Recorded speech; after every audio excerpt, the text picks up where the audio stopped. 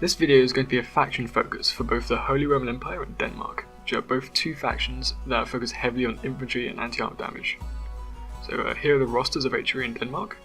In terms of light infantry, the HRE can only really field the basic peasant and militia units, as well as light pike and halberd militia, which can actually be used defensively pretty well. Denmark, on the other hand, has some incredible light infantry such as Viking Raiders, which are fast and hard-hitting, and Norse Archers, which are a melee-ranged hybrid unit that can provide a much-needed support to the rest of the army, whilst not needing protection themselves. Medium and heavy infantry is where both factions start becoming especially dangerous.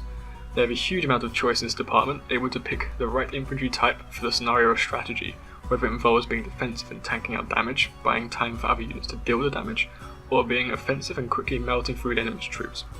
In terms of ranged, both factions have access to various crossbowmen, which can make it even easier to deal with armoured enemies, with HRE being able to field Pavis crossbows, which are especially deadly.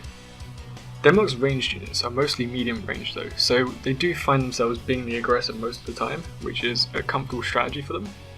Finally, for cavalry, the HRE has a large choice of lots of different types of cavalry, which complements their large choice of infantry very well.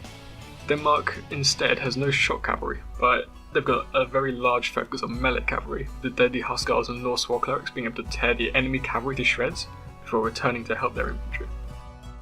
Now we're going to check out the battle between the Holy Roman Empire and Denmark.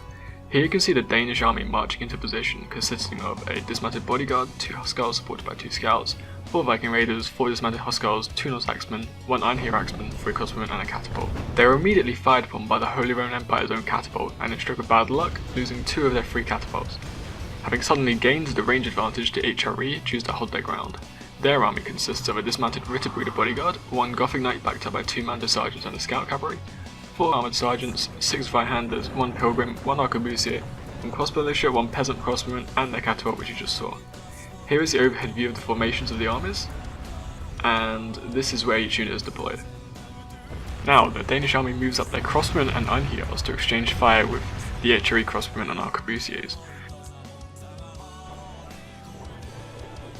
In just one volley, the Einherjars managed to win Denmark back the range advantage by destroying all 3 of HRE's catapults, and forcing HRE to act quickly and change tactics. Denmark pulls back their crossbowmen to safety, leaving their powerful axemen to protect their backs from the advancing HRE army, which then soon floods the Einherjars with cheap pilgrims. Using this sudden change to their advantage, Denmark charged forward with their cavalry and engaged the HRE mounted sergeants on the flanks, while their spearmen support was temporarily out of position. On their left flank, they managed to perform a hammer and anvil maneuver to kill them as quickly as possible before the infantry reinforcements arrived.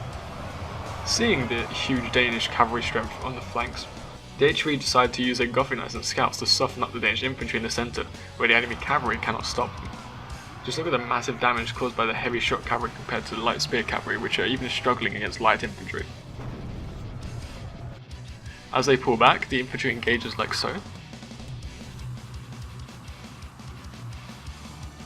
Notice how that one unit of Veihanders advances slower to allow the crossbow and arquebusiers to fire on the Viking Raider and break the centre much quicker, whilst also protecting the skirmishers from flanking.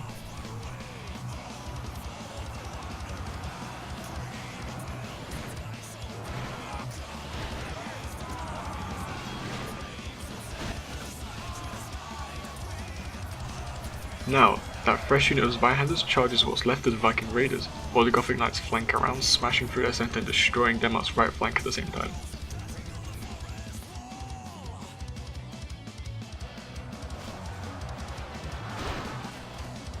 Denmark's crossbows are pinned, but their cavalry has just returned from mopping up the mounted sergeants and are sent to stop the Gothic Knights on the right and recharge the battered Veihanders on the left, routing quite a few of them.